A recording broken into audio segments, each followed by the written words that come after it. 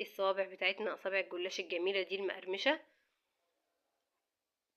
هي حلوة بصراحة بس ما تستاهلش الترند اللي معمول عليها ده كله يعني.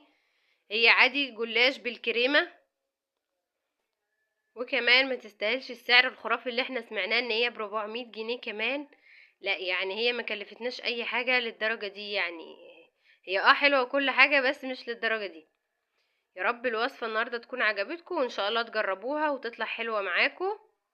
بصوا جميلة قوي، والحشوة بتاعتنا كريمي قوي جواها وطعمها تحفة بصراحة. وكمان الجلاش من بره كده يعني مكشكش كده وهش وجميل ومقرمش قوي زي ما انتوا شايفينه كده. وكمان الاصابع بتاعتي دي هشة، والحشوة فيها طعمها حلو قوي.